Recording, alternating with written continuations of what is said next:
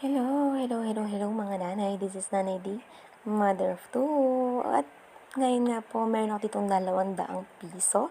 At tayo ay mamamalengke ng ulam. Ilang putahe naman kaya ng ulam ang ating mabibili? Sa halagang 200 pesos lang mga nanay. At ito nga, sumakay na nga po ako ng tricycle. Medyo malapit lang naman sa amin ang palengke, pero sobrang tirik na po talaga ang araw. At kaya ako ay sumakay na. At saka ako po ay nagmamadali dahil syempre magbubukas pa po ako ng tindahan dahil magluluto-luto pa ako ng aking mga paninda, o diba? So alam niyo mga nanay, ang pinakamahirap talaga sa isang part po na pinakamahirap talaga sa pagninanay is yung mag-budget ng pera, 'di ba? Sobrang taas naman ng bilihin ngayon naman mga nanay. Saan naman kaya aabot ang pera natin, 'di ba? Diyos ko, kaya kailangan talaga tipid-tipid mga nanay. So dito nga po, nakaabot na tayo dito sa bilihan ng mga hipon at bumili ako dito kahit po 6 na piraso lang. Kasi dalawa lang naman kami nakakain. So ito po ay baka maging dalawang ulaman pa namin to. Oh, di ba? Iinit pa. May pangalawang init pa. At dito po ay binayaran ko lang to ng 50 pesos. Pero 57 po ang nakalagay sa tindahan ni nanay. Thank you po, nanay.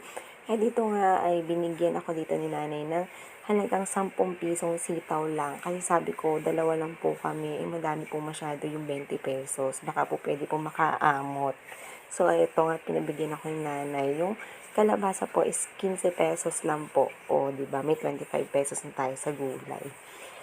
At syempre, bumili na rin ako dito ng liempo, kahit po 1 piraso lang. Ito po ay nagkakalaga lang ng 60 pesos. O, diba? Para kasi na-miss ko pong magtokwat baboy. O, diba? So, yun. Kaya, bumili na tayo kahit 1 piraso lang. Eh, dalawa lang naman nga kaming kakain. Diba, mga nanay? Pwede na yan. At dito nga po, o, yan o. O, ha? Nakabili rin ako dito ng paa ng manok mga nanay, at naisipan kong pwede rin pala akong mag-adobong paa ng manok. O, di ba? Tapos lagyan mo na siya ng Sprite. Tapos, lagyan mo ng maraming sili. At ito po ay nagkakahalaga lang ng 40 pesos.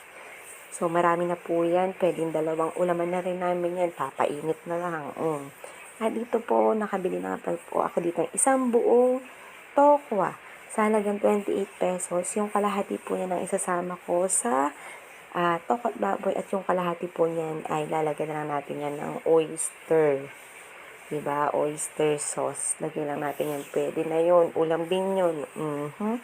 So, ito na nga po. Nakatapos na po ako mamili mga nanay. Kaya, pauwi na po tayo ngayon. Sobrang init po sa palengke. Marami rin pong bumibili. Kasi naman, ang palengke po dito sa amin ay 3 beses lang sa loob ng isang linggo. Martes, Huwebes at Sabado lang po. Kaya sa tuwing araw ng palengke talaga marami pong namimili talaga.